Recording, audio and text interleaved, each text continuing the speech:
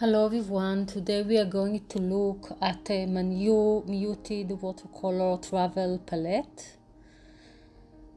I created a while ago, a few months ago, another palette of muted colors, and I made a video about it and color mixing with it, and I use it quite a lot.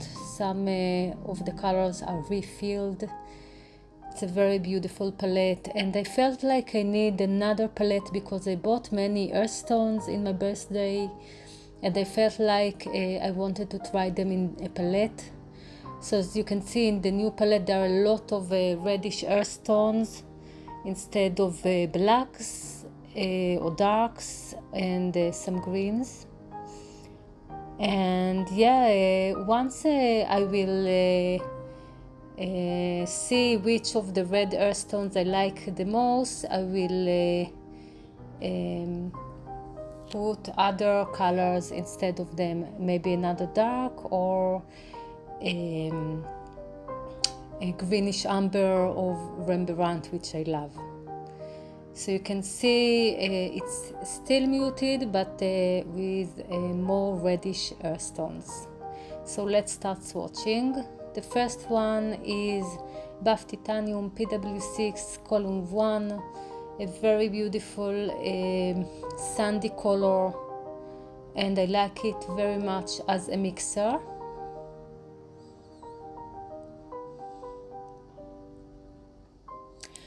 Next color will be Monte Amiata Natural Sienna PBR 7. I think it's my most used yellow earthstone. It's softly granulating, it's a bit yellowish, and it creates beautiful greens and also beautiful earths or ground. Next is Rose Sienna PBR 7. It's a brownish, orangish rose sienna. Forgot to mention that all of the colors here are Daniel Smith watercolors, which I love. So yeah, I love this rose sienna. It's the others that I tried were too weak or too yellow ochre like, and this one is more brownish orangish and very granulating. Next color is Goethite brown ochre PY43, a beautiful muted earthstone with some black granulation and yellow color separating from it. Really beautiful brownish yellow color, and I like it for earth and sand. Next is my own mix of Rhodonite Huyu with PV19 Queen Rose, PR101 Lunar Red Rock, Red Jasper Genuine, and some PR102 Burnt Yellow Ochre. I thought it will be less bright than a clean Queen Rose or Queen Red or Queen Magenta. It is more muted. It's like a kind of a little bit dirty pink, and I love it.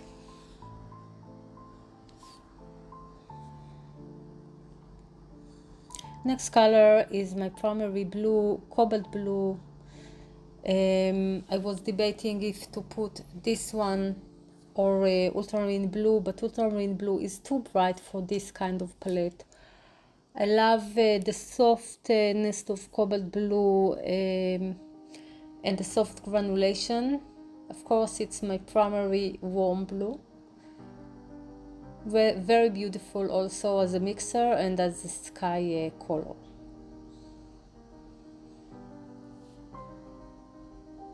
Next color is Lapis Lazuli from Daniel Smith. I know that many people don't like it. I do love it. It's very light and low tinting, and I use it for sky and lakes, and I love it with low tinting earthstones like goethite, like Sedona genuine, like Minnesota pipestone. Next is Sleeping Beauty turquoise genuine, and it's a nice light turquoise color with lots of granulation. I know that some people say it has a problem with light fastness, but I saw the color change and it's not bad, and it suits what I like, how I like to paint. These two colors, by the way, are the most expensive colors of Daniel Smith, unfortunately. Next is Blue Appetite Genuine, a very beautiful color. I was debating between this one and Lunar Blue, but this one has less color separation and it is more soft, so I thought it will be a better color for it, and I like to use it for sky and water. Next is Cascade Green, PB15 and PBR7, the raw sienna type. A very beautiful color with color separation, and I like to use it in light washes. It creates some aquas with brownish yellow granulation, really beautiful. So here I fix a little bit.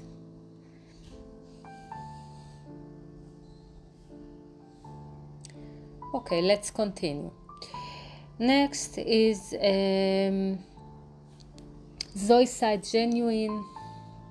Zoisite Genuine is a very muted color. It's a grayish green, grayish yellow green more, very muted, a beautiful granulation. I use it as a dark, and yeah, it's beautiful. I'm at the end of my tube, and it's very expensive, so I'll have to wait with buying it again. Beautiful color. I was debating if to put Perylene Green instead, but I felt it's not muted enough for this palette. And you can see I put Jadeite and it wasn't muted enough. And here I show you the Perylene Green that made the palette not muted enough.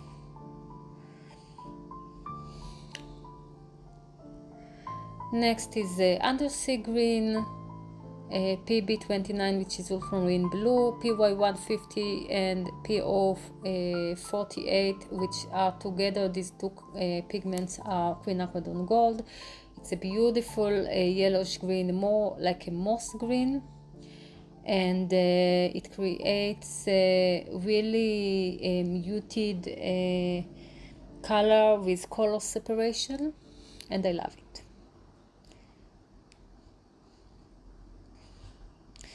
Next is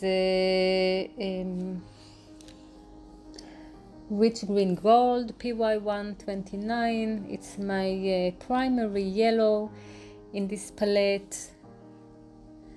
It's kind of a dirty yellow. It's quite bright and it's beautiful, and it's a great mixer.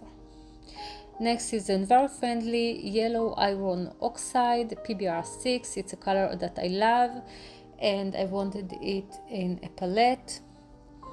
It is very similar to the color next to it, but yeah, it's a great color. It has a little bit more yellowish undertone and a beautiful color separation and granulation. Next is the Burgundy Red Ochre, PR102. Someone recommended me this color. His name is Raffaele Sicliani, if I pronounce his name well enough.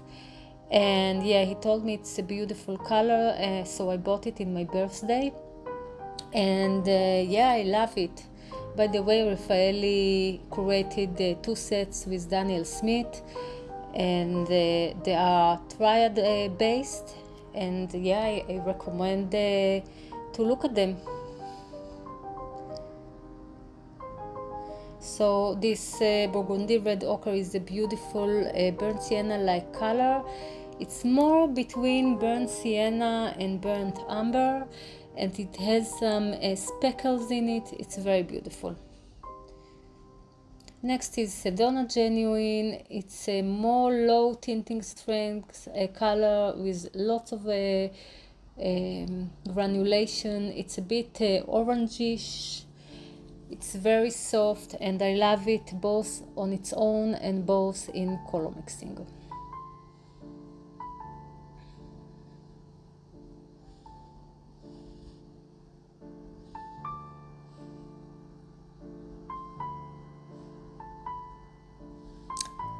Next is Minnesota Pipestone Genuine.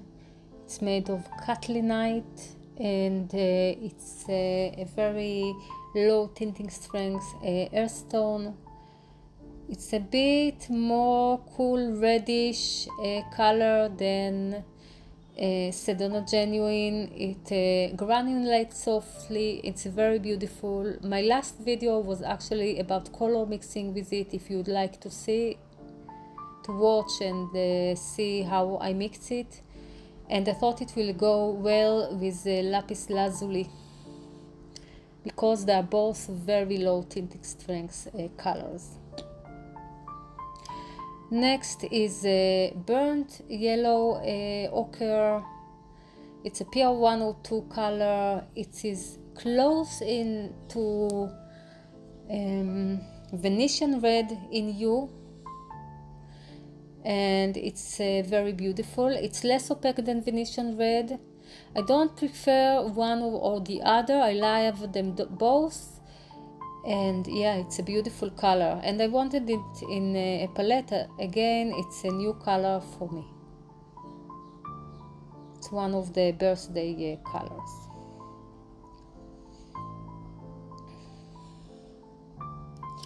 Next is Deep Scarlet PR175. I have it for a very long time, something like 4 years, and I love it. It's close to quinacridone burnt scarlet, but more reddish and less expensive, and yeah, I love it. It's my primary warm red in this palette, and it's very earthy. It doesn't have a huge color shift, but just a little bit.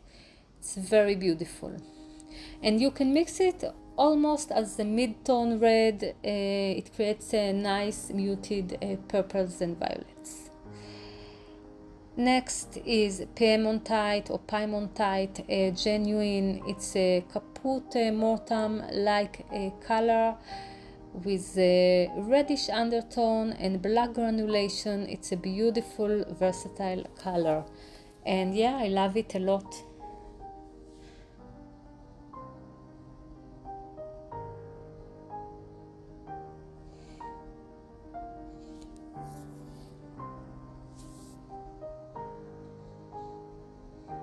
Next is Hematite Violet. I'm at the end of my tube and I love this color, so I will have to buy it again. It's a beautiful low tinting strength hematite with a peach undertone. It's kind of a lunar black with peach, but it's very low tinting strength, and I like to paint with it beside Intense Blue or Sodalite Genuine. They go well together.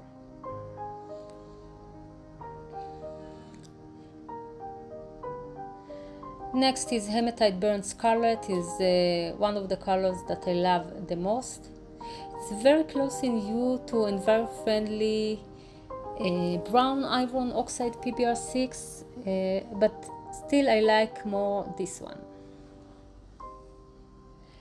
It's a dark brown with some black granulation and peach undertone. Very beautiful color. Next is a burnt umber, a staple on my palette. It's a warm umber and it's very beautiful. It's kind of a warm caramel.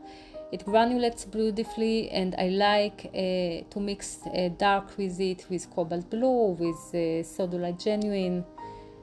It's a great color for darks. Next is sodalite genuine, a color that I love a lot. It's already my second tube of sodalite genuine. Yeah, I use it quite a lot, both for moody sky and both for color mixing, especially mixing darks. It's a great color. It has a huge granulation, and it's beautiful.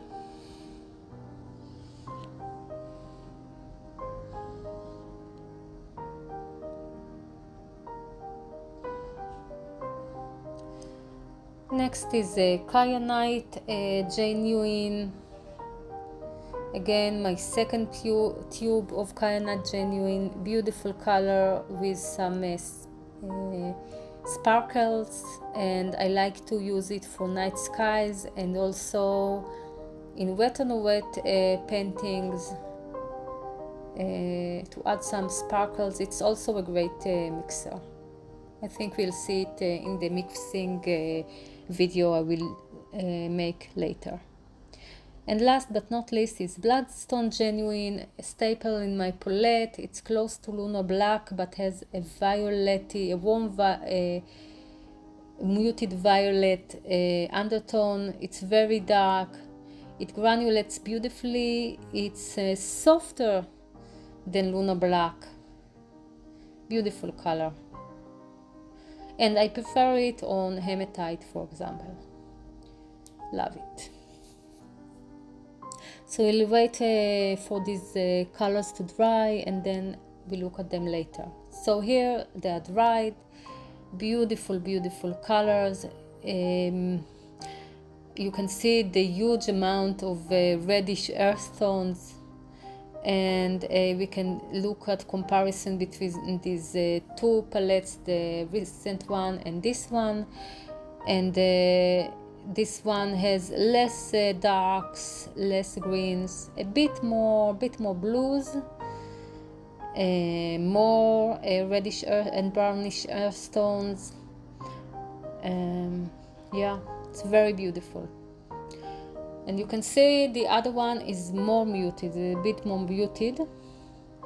And the rose sienna, the first one, they are the same one, but they look different here. Maybe I swatch it more softly. You can see the color mixing I did with that palette. I will do color mixing with this one also in a separate video.